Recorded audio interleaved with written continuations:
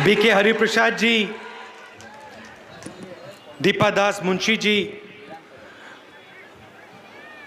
प्रदीप भट्टाचार्य जी, हमारे कैंडिडेट्स मसूद मोहम्मद नासिम एहसान जी,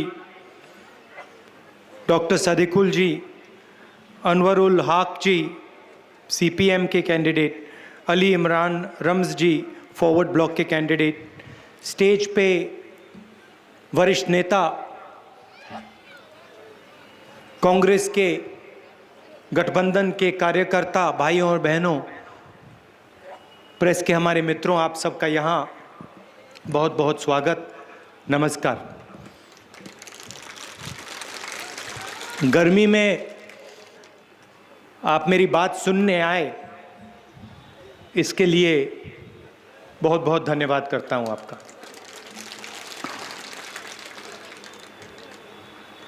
असेंबली के चुनाव चल रहे हैं, अलग अलग प्रदेशों में ये चुनाव हो रहे हैं, असम में, केरल में, बंगाल में, तमिलनाडु में, और इससे पहले मेरे इन प्रदेशों में दौरे हुए। तमिलनाडु में, असम में जब मैंने लोगों से पूछा कि आपको क्या लगता है, उन्होंने मुझे बताया कि पहली बार हमें ऐसा लग रहा है कि हमारे इतिहास पे, भाषा पे, हिस्ट्री पे आक्रमण हो रहा है। जो विचारधारा बीजेपी बंगाल में फैलाने की कोशिश कर रही है, वही विचारधारा असम में फैला रही है, और एआईडीएमके के माध्यम से वही विचारधारा तमिलनाडु में फैला रही है।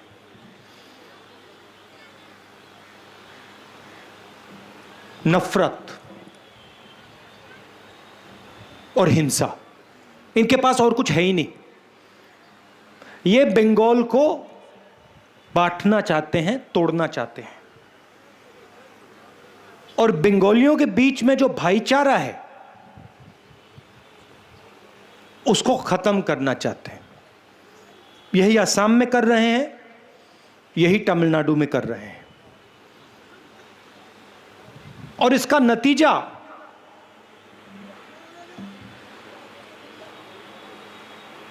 खराब होगा। इनको कुछ नहीं होने वाला। नरेंद्र मोदी को, अमित शाह को, इनको कुछ नहीं होने वाला है। ये प्रधानमंत्री के घर में बैठे हैं, इनके पूरे बॉडीगार्ड्स हैं, इनकी पूरी रक्षा होती है, इनको कुछ नहीं होने वाला। आग लगेगी तो यहां लगेगी, नरेंद्र मोदी नहीं चलेगा।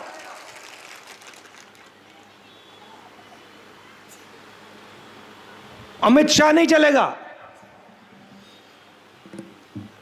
अमित शाह के बेटे को कुछ नहीं होने वाला। बंगाल जलेगा। बंगाल की माताएं और बहनें रोएंगी। यह होगा क्योंकि एक बार इन्होंने बंगाल को बांट दिया, फिर बंगाल में आग लगेगी, उसको कोई नहीं रोक सकता है। और ऐसी आग लगेगी कि बंगाल में उसको पहले किसी ने नहीं देखा होगा। तो हम यहां चुनाव नहीं लड़ रहे हैं, हम बंगाल के इतिहास की, हिस्ट्री की, भविष्य की रक्षा कर रहे हैं। इसलिए मैं यहां आया हूं। मैं यहां चुनाव में भाषण करने नहीं आया हूं। मैं आपको यह बताना चाह रहा हूं कि अगर बंगाल बट गया तो सबसे ज्यादा नुकसान बंगाल की जनता को होगा, बंगाल के भविष्य को होगा। अब आप देखिए, बीजेपी ने उत्तर प्रदेश में आग लगाई, उसके बल पर वो चुनाव जीते। हुआ ये, आग लगाई, चुनाव जीते। और उसके बाद क्या हुआ? आज जाइए उत्तर प्रदेश, जाइए, देखिए, मजा देखिए वहां पे।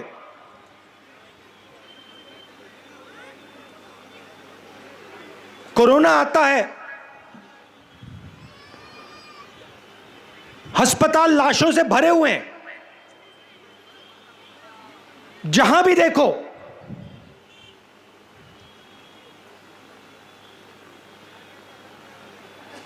लोग कोरोना से मर रहे हैं। चीफ मिनिस्टर कोई समझ नहीं,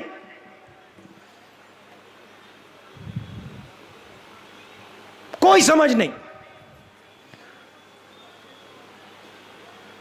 विकास की बात करो, कुछ नहीं हुआ। 8 बजे रात को हिंदुस्तान के प्रधानमंत्री टीवी पे आते हैं, कहते हैं भाई और बहनों, मुझे 500 रुपए 1000 रुपए का नोट अच्छा नहीं लगा, मैंने उसको रद्द कर दिया, खत्म कर दिया उसको। काले धन के खिलाफ लड़ाई है, कर दी काले धन के खिलाफ लड़ाई।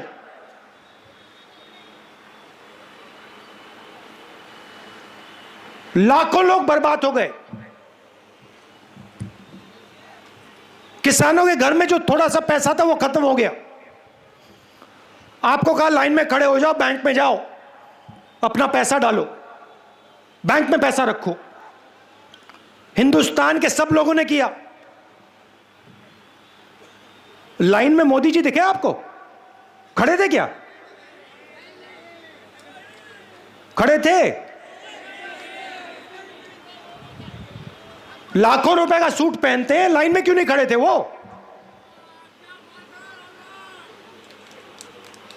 पैसा कहां से आता है?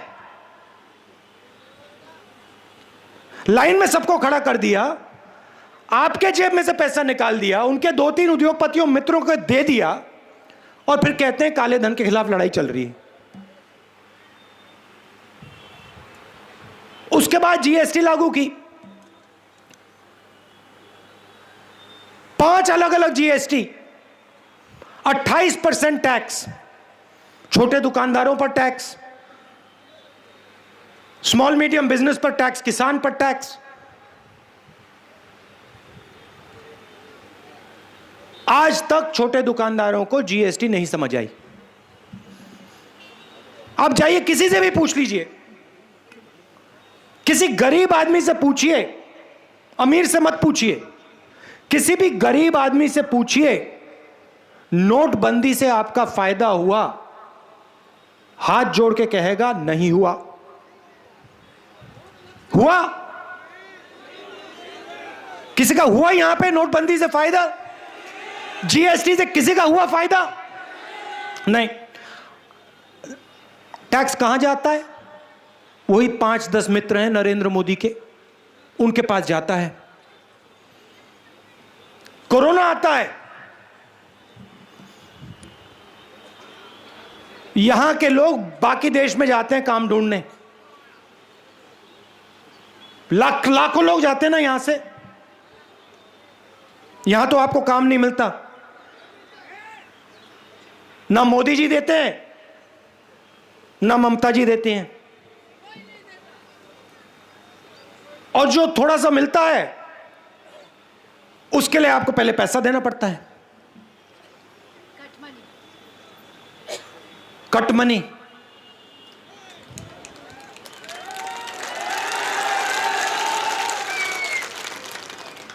पहला प्रदेश है जहां रोजगार लेने के लिए पहले डिपॉजिट देना पड़ता है। पहले डिपॉजिट दो, फिर पता नहीं शायद मिले ना मिले, जेब में से पैसा तो निकलेगा। ममता जी की देन है।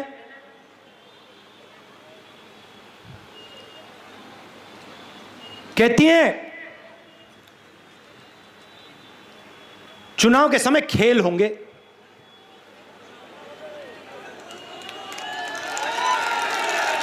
कैसा खेल? पहले आप यह समझाइए कि यहां की सड़क कौन बनाएगा। खेल खिलवाना है तो सड़क पे खेलेंगे ना।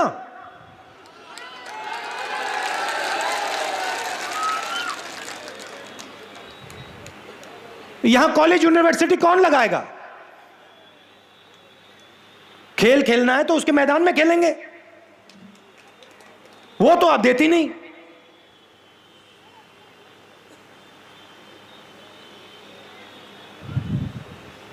तो ड्रामा चल रहा है। एक तरफ नरेंद्र मोदी जी कहते हैं कोरोना आता है, कहते हैं भैया थाली बजाओ। मतलब पता नहीं, बात समझ नहीं आती आज तक। थाली बजाओ,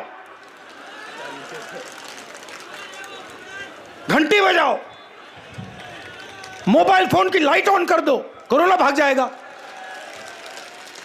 ये हिंदुस्तान के प्रधानमंत्री हैं।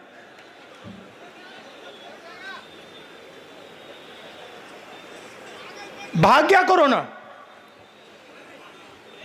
भाग गया।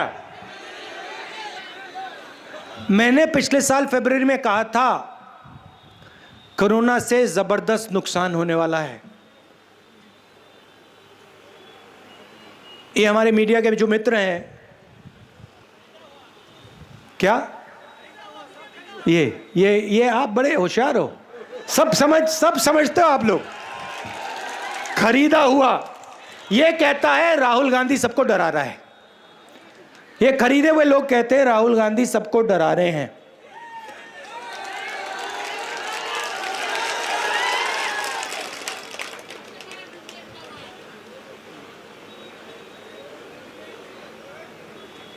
और देखो क्या नुकसान हुआ। मोदी जी लॉकडाउन करते हैं बिना किसी से पूछे।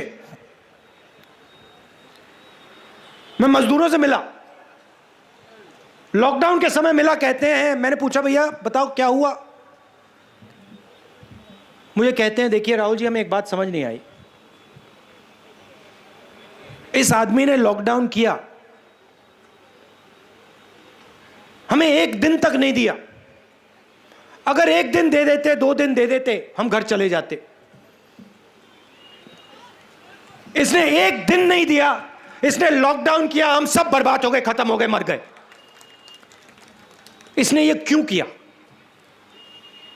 मुझसे सवाल पूछ रहे हैं। मैंने कहा मैं क्या जानूं, प्रधानमंत्री से पूछिए उन्होंने क्यों किया। मगर यह बता सकता हूं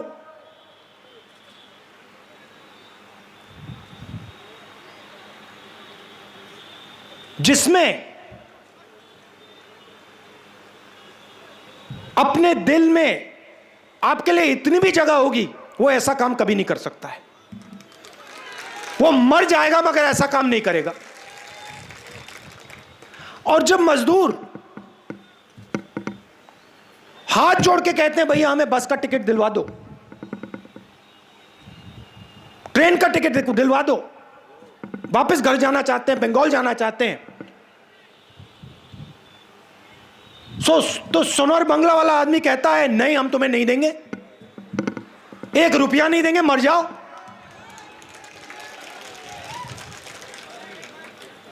और उनको पैदल चलना पड़ता है हजारों किलोमीटर। कोई भूखा मर रहा है, कोई कोरोना से मर रहा है, कोई फर्क नहीं। और उसी समय नरेंद्र मोदी लाखों करोड़ रुपए अपने 5-10 बिजनेस वाले मित्रों का टैक्स माफ करते हैं। कहते हैं अर्थव्यवस्था चालू करनी है।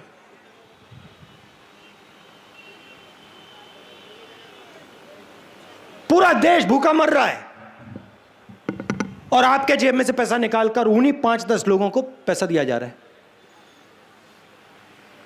और अब ये नए 3 कानून लाए हैं किसानों के खिलाफ। यहां आपने मुझे बताया कि यहां तो मंडी नहीं है, 3 रुपया केजी चावल, किसान मंडी नहीं है, मगर बाकी देश में जो मंडियां हैं उनको बंद कर रहे हैं मोदी जी। ऐसा कानून लाए हैं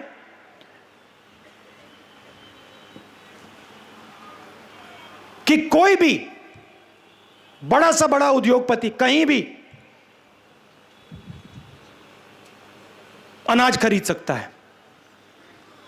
मतलब गरीब से गरीब किसान को हिंदुस्तान के सबसे बड़े उद्योगपतियों के सामने खड़ा कर रहे हैं। और फिर कानून में लिखा है कि अगर किसान सही दाम मांगे तो किसान कोर्ट में नहीं जा सकता। और तीसरा कानून कहता है कि हिंदुस्तान के सबसे बड़े उद्योगपति जितनी भी जमाखोरी करना चाहते कर सकते हैं। तो पहले छोटे बिजनेस वालों को मारा, दुकानदारों को मारा, अब किसान को मार रहे हैं। और जो किसानों का है वो छीन रहे हैं। और फिर बंगाल में आते हैं, कहते हैं भैया सोनार बांग्ला बनाएंगे, चमकता हुआ बंगाल।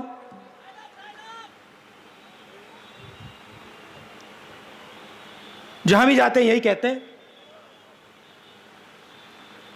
सुनहरा तमिलनाडु, सुनहरा असम, सुनहरा यूपी, सुनहरा बंगाल। मगर किया क्या आपने?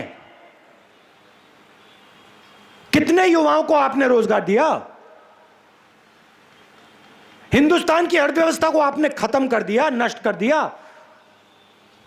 बाकी दुनिया पहले देखती थी, कहती थी देखो हिंदुस्तान कितनी तेजी से आगे बढ़ रहा है, आज मजाक उड़ाते हैं। मेरे पास लोग आते हैं, विदेश से लोग आते हैं, मुझसे सवाल पूछते हैं। पहले पूछते थे भैया एक बात बताओ, ये जो आपका देश है, अलग अलग भाषाएं इसमें, अलग अलग धर्म हैं, अलग अलग प्रदेश हैं, ये सब एक साथ मिलके कैसे रहते हैं? इतना भाईचारा कैसे हिंदुस्तान में? ये सवाल मुझसे पूछते थे। यूएस के सेनेटर आते थे, इंग्लैंड के मंत्री आते थे, ये सवाल पूछते थे। आज आते हैं, कहते हैं भैया एक बात समझाइए, हिंदुस्तान में क्या हो गया? हिंदुस्तान में इतनी नफरत कैसे फैल गई? हिंदुस्तान में इतना गुस्सा क्यों है? हिंदुस्तान के लोग एक दूसरे को क्यों मार रहे हैं?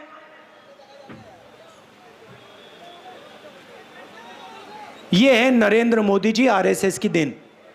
ये इनका काम है और इसका लक्ष्य एक है, आपको लड़ा दो और फिर जो आप सवाल पूछते हो अस्पताल के, कॉलेज के, रोजगार के, आप पूछना बंद कर दोगे और जो आपका है उठा के ले जाएंगे। अब ममता जी को आपने जिम्मेदारी दी, आपने कहा कि ममता जी आप बंगाल को चलाइए। क्या उन्होंने वो जिम्मेदारी निभाई? आपको लगता है कि ममता जी ने काम किया आपके लिए? कोई कह सकता है यहां पे हां ममता जी ने मेरे लिए काम किया, कुछ करके दिखाया? यहां पे ममता जी ने रोजगार दिया आपको, कॉलेज लगवाया, सड़क बनवाई, तो फिर क्या मतलब है?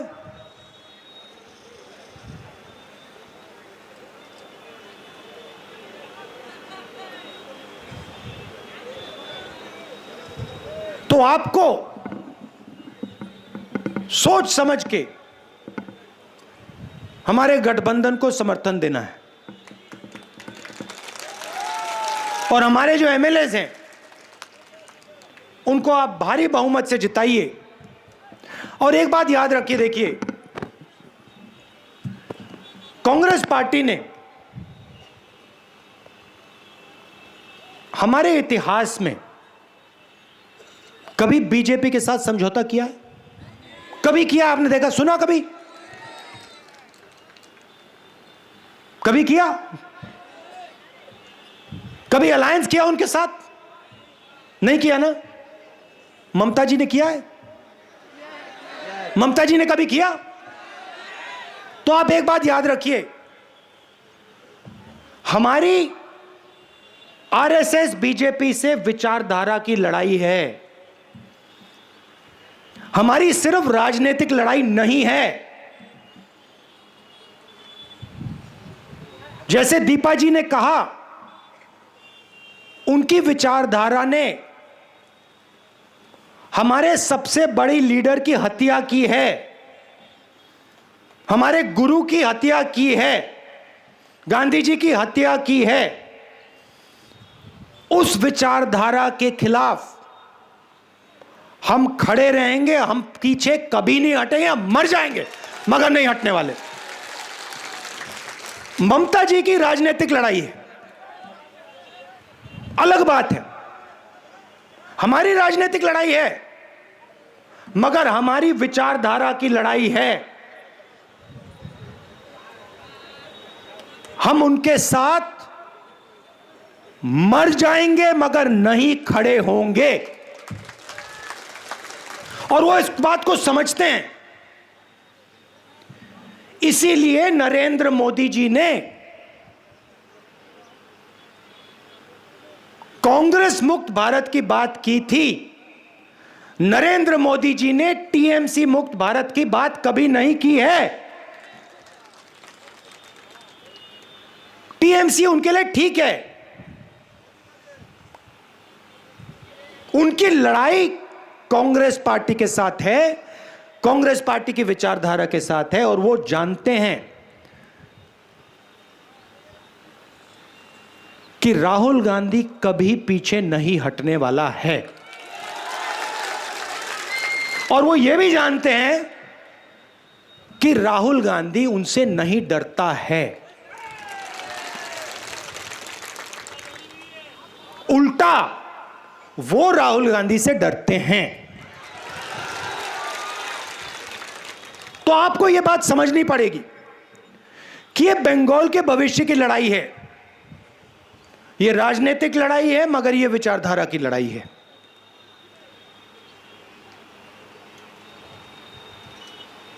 अब यह आपके हाथ में है, बीजेपी को रोकना है, बंगाल को बचाना है, और आप दबाकर हमारे गठबंधन को समर्थन दीजिए, हमारे कैंडिडेट्स को जिताइए।